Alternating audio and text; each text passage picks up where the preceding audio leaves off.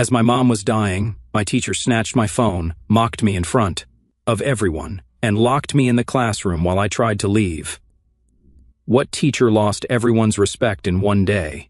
I was taking my Spanish state exam when my phone rang. It was my mom's hospice. "Your mother is declining fast. She has maybe 30 minutes left if she's lucky," they said. The hospice was 20 minutes away if I walked, 10 if I ran. Miss Wexler didn't even look up from her clipboard. "Phones down during state exams or it's an automatic fail," she stated coldly. I pleaded, "No, you don't understand." She snapped back. "Your mom's been dying for months now, hasn't she? Convenient timing for test day." She snatched my phone and locked it in her desk drawer. 28 minutes left. My best friend Isabella shot up. "Just let him go, please," she begged. Miss Wexler planted herself in front of the door like a human barricade. "Anyone who helps him leave gets reported for academic dishonesty," she warned. Through the desk holes, I could see my phone lighting up with texts. "Please hurry." Not much time left. That's when the principal's voice crackled over the intercom. "Please send Archie Smith to the office for emergency family pickup." My heart jumped, but Miss Wexler walked to the intercom and pressed the button. "Hospice said they made a mistake. The student is now taking a state exam," she announced. She turned back to me, her eyes cold. "Don't worry, I'm sure she's used to you disappointing her by now." The words hit like a physical blow. Something snapped in my chest, and I couldn't breathe properly. I knew I was having a panic attack. 18 minutes left.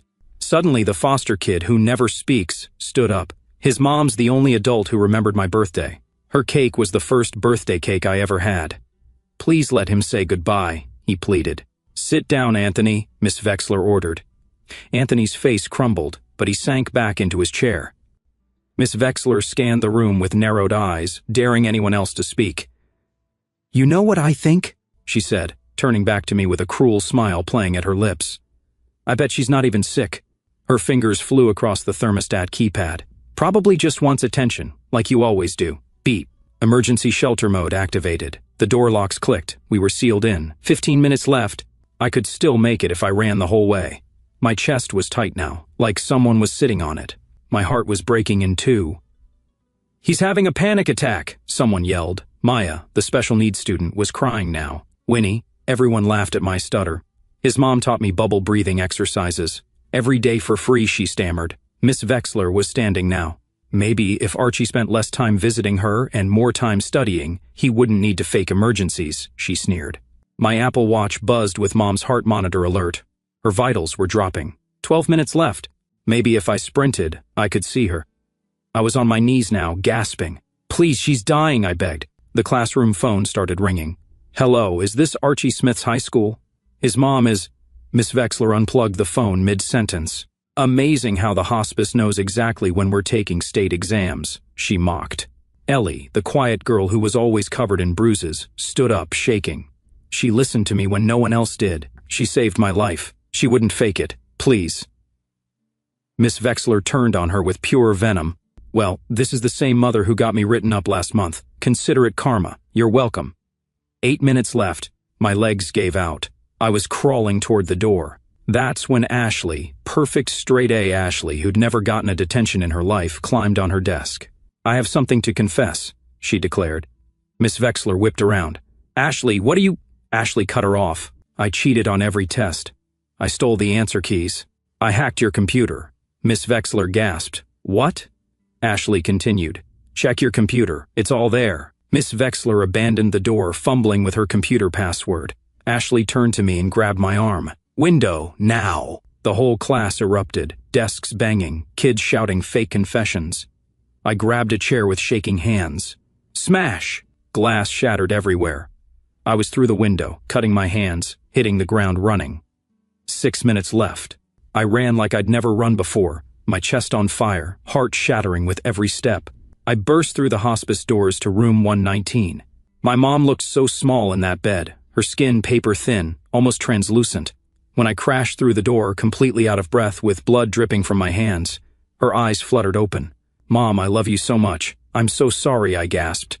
She squeezed my hand, gathering every bit of strength she had left. Her lips moved again. I leaned in close. "I love—" Her mouth formed the shape of U, but no sound came. Her hand went slack in mine. The entire class burst through the door 5 minutes later. they'd all run after me. The foster kid, Anthony, fell to his knees. Isabella was shaking with rage. Even the class clown just stood there, tears streaming down his face. Miss Wexler had stolen my mother's last words. We all knew what had to happen next. Nobody moved for what felt like forever, just standing there in Mom's room while the machines kept beeping, even though they weren't connected to her anymore. Isabella's hand found mine and squeezed so hard it hurt, but I didn't pull away, because the pain felt better than the numbness spreading through my chest. Anthony dropped to his knees right next to Mom's bed and started sobbing these big, messy tears that made his whole body shake. The hospice nurse came in quietly and checked Mom's pulse, even though we all knew she was gone. She wrote something on her clipboard and said the official time was 3:47 in the afternoon. She looked at me with sad eyes and pulled out her tablet, scrolling through something before turning it toward me. The call log showed everything, every single attempt they'd made to reach the school, starting at 3:17 in the afternoon, exactly 30 minutes before Mom died, just like they promised. The timestamp burned into my brain like someone branded it there because Miss Wexler had known exactly how much time I had left when she locked that door. My phone started buzzing like crazy in my pocket. When I pulled it out, there were 12 messages from different people at the school, mostly about how the janitor found the broken window and had already called Officer Webb, who was on his way to investigate. My chest got tight again, but this time it wasn't panic. It was something harder and colder that made my hands shake for a different reason. Isabella grabbed my phone and started taking screenshots of everything, the messages, the times, even the missed calls from the hospice that showed up after Miss Wexler took my phone. More kids from class started showing up at the hospice, first just a couple, then more and more, until the hallway outside Mom's room was packed with people. Some were crying quietly, others just stood there looking shocked, and I heard someone say Miss Wexler's name with so much anger it made me flinch. Anthony still hadn't moved from his spot by the bed and kept whispering, "Thank you," over and over to Mom, like she could still hear him. My phone rang, and Amy Gordon's name showed up on the screen, but I couldn't deal with talking to anyone official right now, so I let it go to voicemail. Her message was careful and professional, saying she heard what happened and wanted to help. But I could hear something else in her voice, maybe guilt or worry about what this meant for the school. Everything felt like it was moving too fast and too slow at the same time, like I was underwater watching things happen above the surface. The principal called next, and his voice through the phone speaker was all measured and careful, asking me to come in tomorrow to give a statement about the incident. The way he said incident instead of what it really was made something hot and angry bubble up in my chest, and I wanted to throw my phone against the wall, but Isabella grabbed it before I could. She knew me too well, knew I'd regret breaking it later when I needed those messages as proof. We stayed at the hospice for another hour while people came and went. Some left flowers they bought from the gift shop downstairs. Others just stood there not knowing what to do. When we finally left and walked through the parking lot, Ashley pulled me aside near the back corner where no one could see us. Her face was pale and scared when she told me her whole cheating confession was completely made up just to create a distraction so I could get out. She kept wringing her hands and asking if she was going to get expelled, but also said she'd do it again if she had to.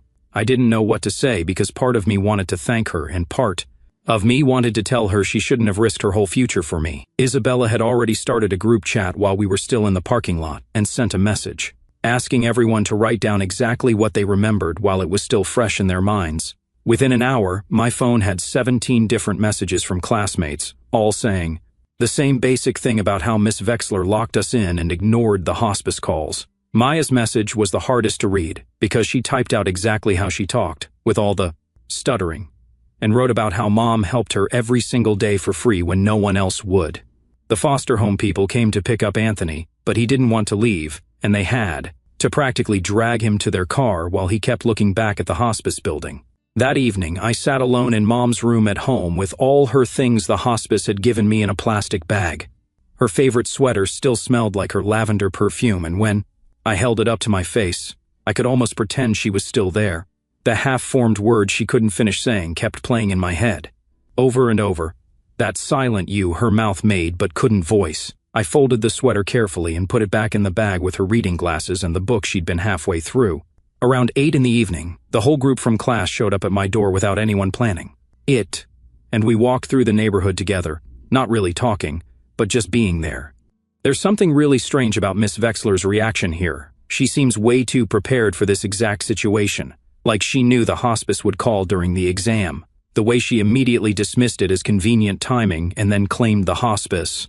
Made a mistake over the intercom makes me wonder what's really driving her actions. Neighbors came out of their houses to watch us pass, and some of them knew Mom from all the kids she'd helped over the years. Mrs. Becker from down the street came out with a casserole dish covered in foil and didn't say anything, just pulled me into a tight hug that made me start crying again, even though I thought I was all cried out. Back inside, my phone was going crazy with notifications. When I finally looked at it, there were about 50 messages from kids at the school. Isabella had been texting me screenshots all afternoon of people posting about what happened on Instagram and TikTok, and the comments were already getting wild. Some people were calling Miss Vexler a monster and saying she should go to jail, while others were saying we were probably making it up for attention. Isabella was staying up, trying to respond to everyone and keep the facts straight because some kids who weren't even in our class were adding made-up details about things that never happened. My inbox had an email from someone named Yvette Mendoza, who said she was a district investigator and needed to schedule an interview with me for tomorrow afternoon about the incident. The way she wrote it, all formal and official, made everything feel way more serious, and I forwarded it to Isabella, who was basically handling everything for me at this point. Then another email came in from the exam board, saying our Spanish state exam was flagged as compromised because of the classroom evacuation, and everyone who was in that room would have to deal with the investigation. My whole future felt like it was falling apart along with everything else, and I couldn't even think about college applications anymore. The phone rang, and it was Officer Webb from the police station, saying I needed to come give a statement about the broken window and property damage. The way he talked made it sound like I was some criminal who vandalized school property instead of someone trying to see their dying mom, and my hands started shaking all over again. Isabella called me right after and said Amy Gordon had contacted her about Ellie's written statement and that she was legally required to report suspected abuse to CPS. We all knew Ellie had problems at home with those bruises, but seeing it become this official thing made me feel guilty for not noticing sooner when Mom would have noticed right away.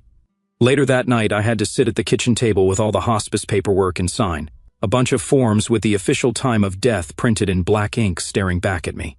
The hospice counselor was really nice and confirmed they had records of both calls they made to the school, which proved we weren't lying, but it didn't make anything better. The next morning, I had to go back to the school, and Miss Vexler's classroom had a substitute teacher sitting at her desk, looking super uncomfortable while everyone whispered about what happened.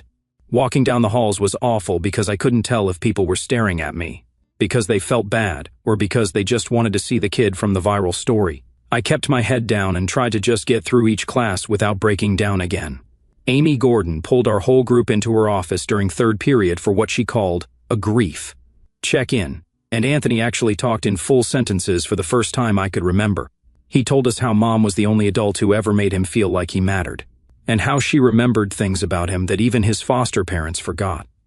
We were all crying by the end, especially when Maya talked about how Mom helped her with her stutter every day after school for free. During fourth period, the principal held this big assembly where he talked about yesterday's incident and proper emergency procedures, but never mentioned Mom dying or Miss Vexler locking us in. The way he made it sound all clean and official, like it was just some drill that went wrong, made me so mad I had to leave the auditorium before I did something stupid. At lunch, I went to the library and used their computer to file a formal complaint through the district.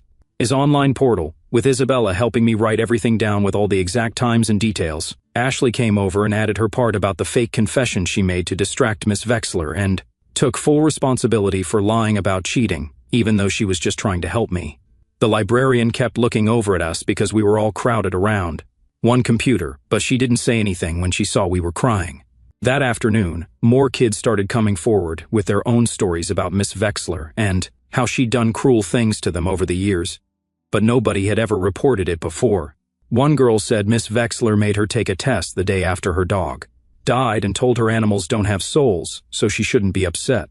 Another kid said she wouldn't let him call his dad when he was having an asthma attack because she thought he was faking. The stories kept coming, and Isabella was documenting everything in a big Google Doc she shared with Amy Gordon and the district investigator. My dad finally got home from his business trip that night, and when he saw all the missed calls and messages, he just broke down completely. He kept saying he should have been there, and how Mom would never forgive him for missing her last moments. But I told him it wasn't his fault because nobody expected it to happen so fast. We sat at the kitchen table, going through all the emails and documents, and he got really quiet when he read the part about Miss Vexler saying Mom got her written up last month.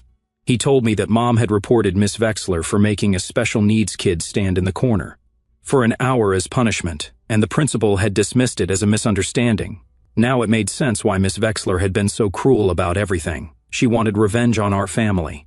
After school the next day, I was walking to my car when a woman with a press badge came up to me in the parking lot. She said her name was Zelda Vasquez, and she'd been looking into teachers who abused their power for months now. She showed me a folder full of articles she'd written about other cases and asked if I'd be willing to share my story. I told her I needed to think about it because everything was still too raw, and I didn't know if I was ready to go public yet. She gave me her card and said she'd wait for my call whenever I was ready. Walking back into school, I saw Ashley coming out of the principal's office, and she looked like she'd been crying. She told me they were threatening to put academic dishonesty on her permanent record, even though she admitted right away that her confession was fake. The principal said it didn't matter that she was trying to help me because she still disrupted a state exam and made false claims about hacking school computers. My stomach twisted, knowing she was getting punished for trying to save me from missing my mom's last moments. That evening, I was sitting at home when my phone rang, and it was Leander Washington calling about Anthony. He said the school had contacted him about Anthony leaving during the exam, and now they were marking it as truancy on his record. He was trying to be supportive, but I could hear the worry in his voice about how this might affect Anthony's foster placement. Mom had worked so hard to keep Anthony in a stable home, and now that was at risk because he stood up for me.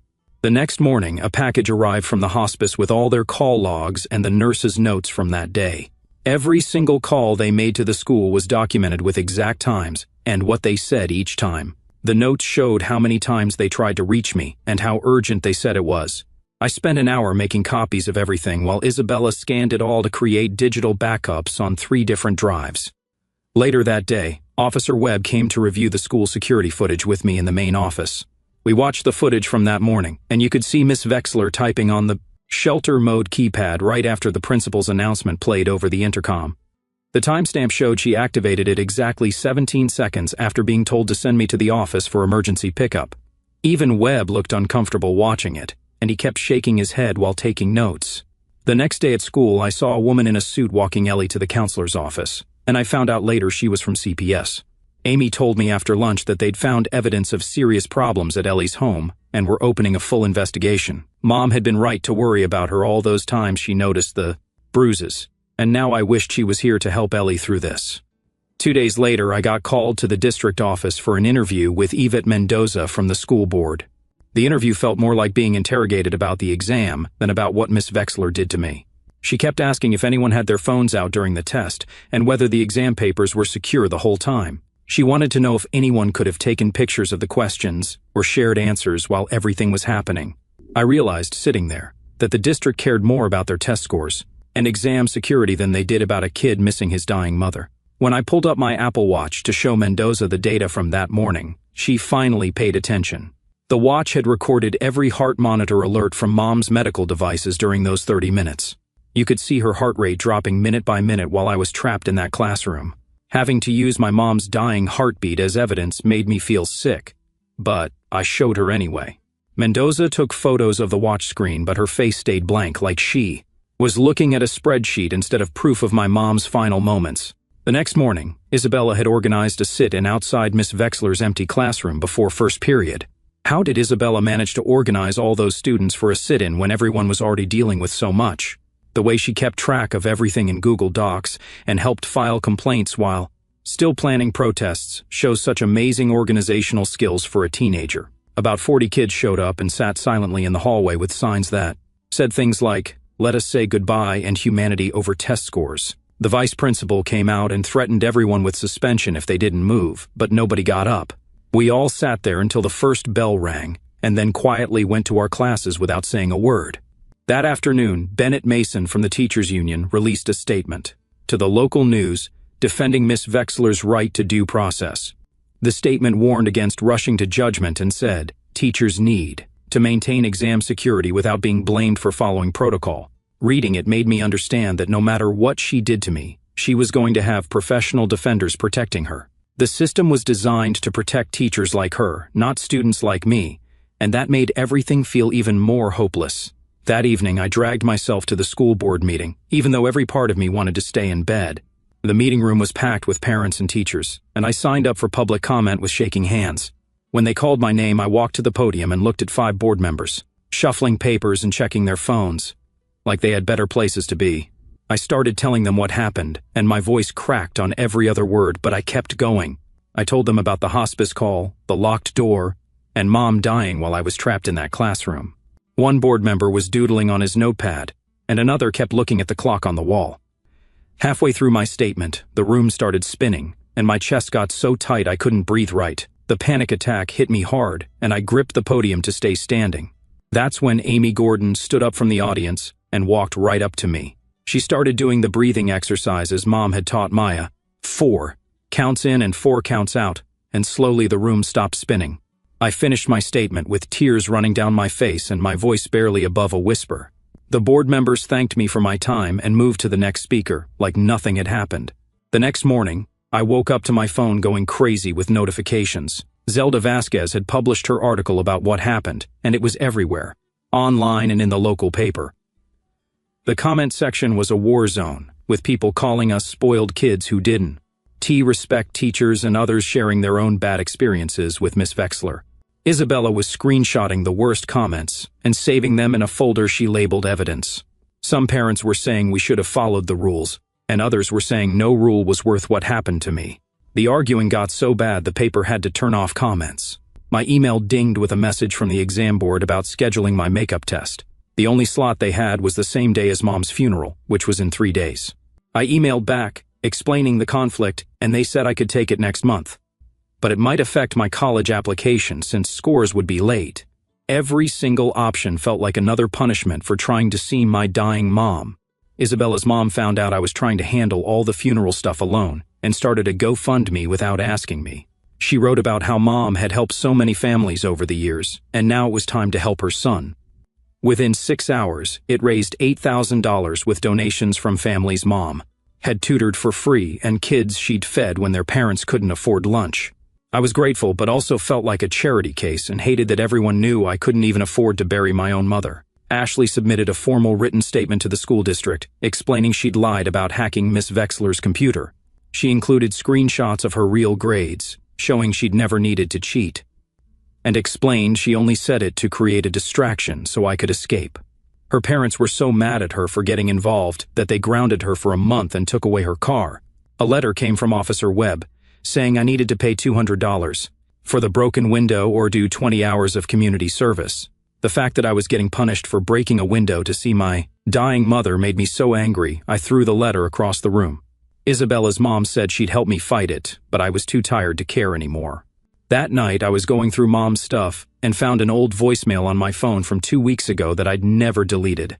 She was reminding me about a dentist appointment, and at the end she said, "Love, you," in that casual way moms do when they don't know it might be the last time. I played it over and over until I had it memorized and then saved it in 3 different places on my phone and backed it up to the cloud twice.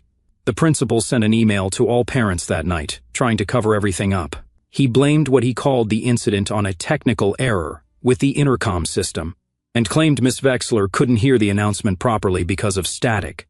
The lie was so obvious that even parents who weren't there started asking questions on the school Facebook page. Parents were demanding to know why the door was locked and why multiple phone calls were ignored if it was just an intercom problem. 6 days after Mom died, the district finally announced that Miss Vexler had been placed on paid administrative leave while they investigated. She was still getting her full salary while I was picking out the cheapest casket I could find and trying to figure out how to write a eulogy. When I read the announcement in the hallway, Isabella had to physically grab my arms to stop me from punching the wall. The other kids from class were just as mad, and we all stood there in the hallway, not saying anything because there wasn't anything to say that would make it better. 2 days later, my phone buzzed with an email from an address I didn't recognize. The attachment was a PDF file with 3 separate complaints against Miss Vexler from the past 5 years. Each one described stuff that made my stomach turn, like when she locked a kid with diabetes in the classroom, during a medical emergency, or when she refused to let a girl call her mom who was having surgery. Every single complaint got the same result, either dismissed for insufficient evidence or Miss Vexler getting sent to some training workshop that obviously didn't change anything. I sat there staring at my phone screen, feeling sick because Mom had died for nothing, and this woman had been doing this for years. The next morning, Amy Gordon knocked on my door, holding a folder and looking nervous. She worked for Child Protective Services and said she needed my help with Ellie's case because Mom had told her about concerns she had. Ellie was staying with an emergency foster family now after everything came out about her home situation. Amy wanted me to write down everything Mom had said about Ellie, and any times Mom had helped her or noticed the bruises. I spent 3 hours writing down every detail I could remember, like how Mom would pack extra lunches, knowing Ellie wasn't eating at home, or how she taught Ellie breathing exercises when she had panic attacks. Writing it all down made me realize how much Mom had been doing behind the scenes for kids who needed help. That afternoon, our whole class met at the community center, where Anne, older lady who was a notary, was waiting with a stack of legal forms. Everyone had to write their own affidavit about what happened that day in the classroom. Anthony sat in the corner, writing page after page about Mom and how she was the only adult who ever remembered his birthday and made him feel like he mattered. His handwriting was all shaky because he kept crying and had to stop. Maya wrote about the speech therapy Mom did with her for free every day after school. Even kids I didn't know that well had stories about Mom helping them with homework or giving them rides home when their parents forgot to pick them up. The notary kept having to take breaks because she was getting emotional reading all these statements from teenagers about this one woman who had changed their lives. By the time we finished, there were 43 sworn statements about what Miss Vexler did and about who Mom really was. Meanwhile, Zelda Vasquez, the reporter who had been following the story, filed a Freedom of Information Act request for all the records from that day. She wanted the intercom logs to prove the principal really did call for me, and the thermostat control records to show when shelter mode was activated. She explained that these requests usually took weeks or sometimes months, but sometimes they produced smoking guns that changed everything. I was learning real fast that justice moved way slower than grief. The billing department at the hospice called me in for a meeting about Mom's final expenses. I walked into this tiny office filled with papers and numbers that made my head spin. The total was more than I'd ever seen in my life, and I just sat there, realizing I was 18 years old and had no idea how to handle any of this. The counselor saw me starting to panic and helped me fill out applications for hardship programs and payment plans. She showed me how to submit claims to Mom's insurance, which barely covered anything, and walked me through setting up a payment plan for the rest.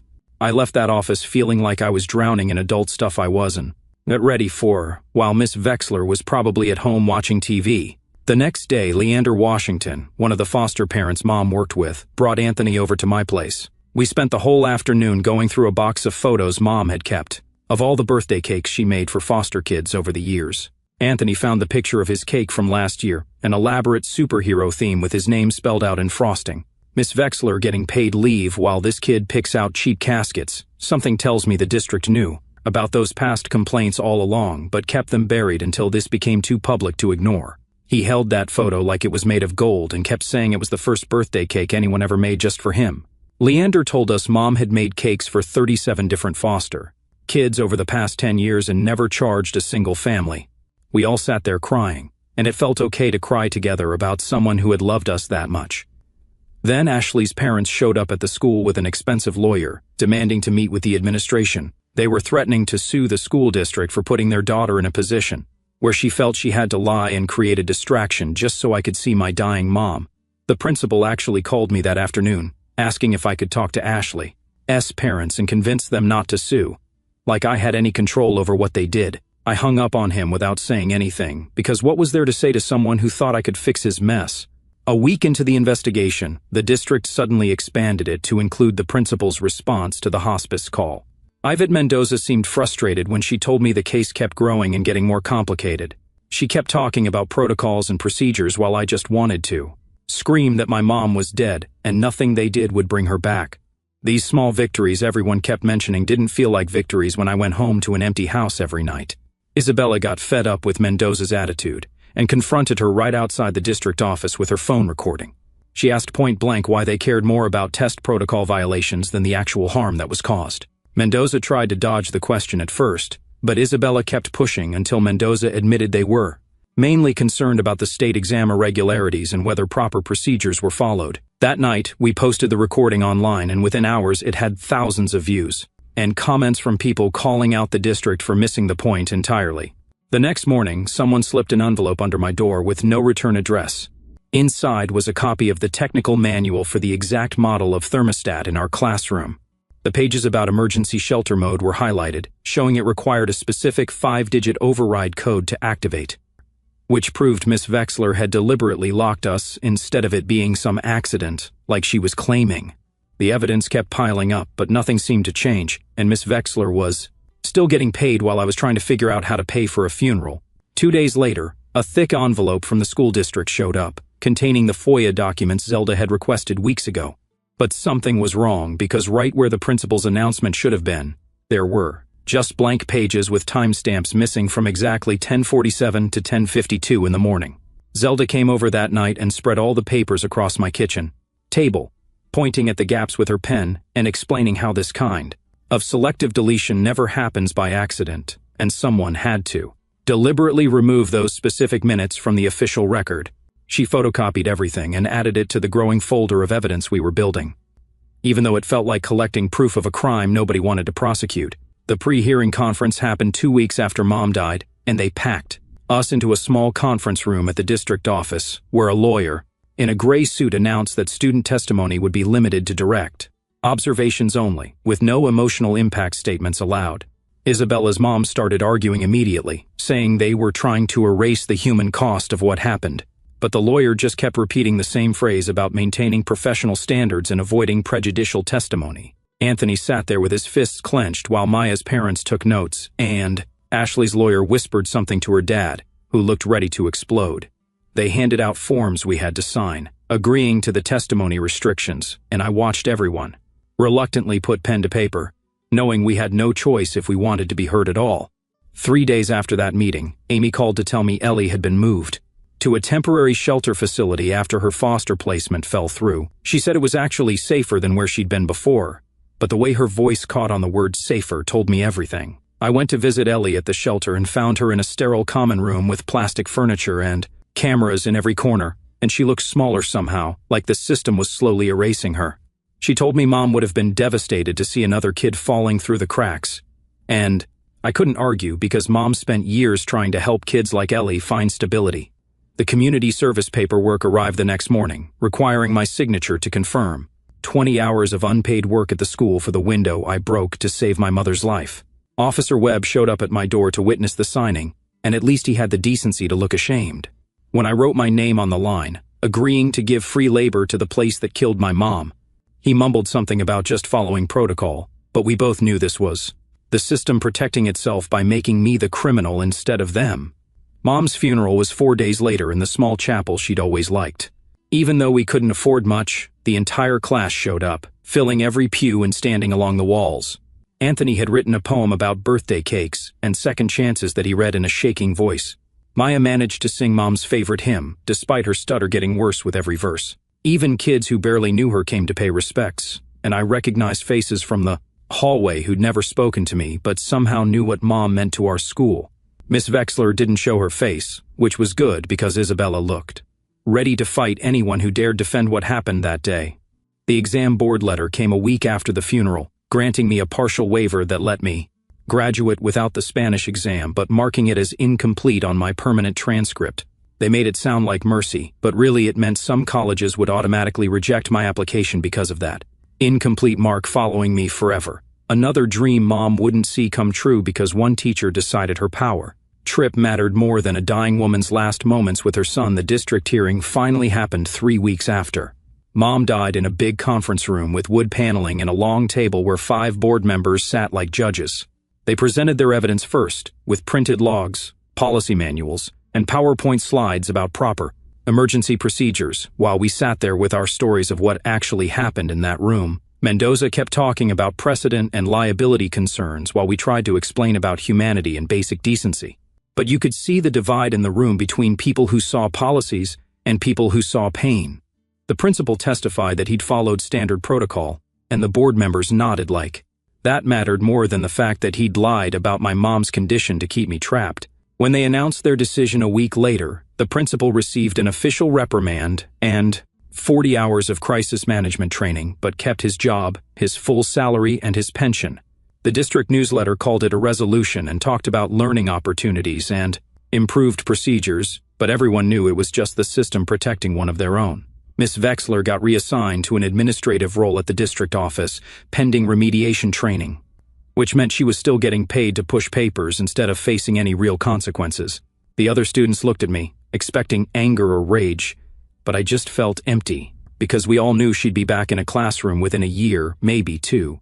Ashley's parents hired an expensive lawyer who negotiated her down from expulsion to academic probation, even though all she did was try to save my life by creating a distraction. She had to write a 10-page essay about academic integrity, which she showed me later. The last line said she'd do it all again in a heartbeat, no matter what they threatened her with. 3 weeks later, the school board met in the gym, and I sat in the back row, watching them vote on new safety rules. They called it the Henderson Protocol, after some dead superintendent from the 1980s, even though Mom was the reason kids would get out alive next time. Wow, the Henderson Protocol name choice is really interesting. Why would they name safety rules after someone from the 1980s, instead of the person whose death actually sparked these changes? The board members kept checking their phones and shuffling papers while they talked about override buttons and emergency keys, like they invented the idea. My hands were shaking, but I kept them pressed against my legs. 2 days after that, Amy showed up at my house and said we needed to visit Ellie at the group home across town. The place smelled like cleaning stuff and old food. When we walked through the metal detector at the front door, Ellie was sitting in a common room with plastic chairs and a TV playing cartoons nobody was watching. She looked smaller somehow, but her bruises were gone, and she actually smiled when she saw us. She told me Mom used to bring her sandwiches after school when her dad forgot to buy food again. She said the group home was actually better because nobody hit her here, and she got 3 meals every day. We both knew we'd promised to stay in touch, but wouldn't really do it because that's just how these things work. The next morning, Zelda's article went live on 3 different news sites, and my phone started going crazy with notifications. People I'd never met were calling me a spoiled brat who traumatized a good teacher just trying to do her job. Someone found my Instagram and posted screenshots of me smiling at a party 2 weeks after Mom died. Like grief means you can never smile again. Isabella came over, and we spent 4 hours blocking accounts and reporting death threats while more kept coming in faster than we could delete them. She made me turn off my phone, and we watched stupid movies until I could breathe normally again. That weekend, our whole class met in the parking lot with cash they'd collected in a shoebox. Anthony had done car washes, Maya sold her Pokemon cards, and even the kids who usually didn't care threw in 20s from their parents. We counted $800, which was enough to pay for the window I broke, plus paint and supplies for Miss Vexler's old classroom. Nobody talked much while we worked, but everyone showed up with brushes, rollers, and drop cloths. We painted the walls a soft blue color, fixed the broken desks, and cleaned years of dust off the windows. Someone's mom brought sandwiches, but most of us were too tired to eat. 5 weeks after Mom died, I finally walked into the therapy office Amy had been pushing me toward for weeks. The waiting room had fake plants and magazines from 3 years ago, and forms asking me to rate my sadness on a scale of 1 to 10. How do you put a number on watching your mom die while some teacher kept you locked in a room? The therapist was a quiet guy who didn't try to fix everything in the first session, which was good because I mostly just sat there staring at his certificates on the wall. The next week, my guidance counselor called me in and spread out all these college papers on her desk. She said the incomplete Spanish exam was going to hurt my GPA and maybe cost me the state scholarship I'd been counting on.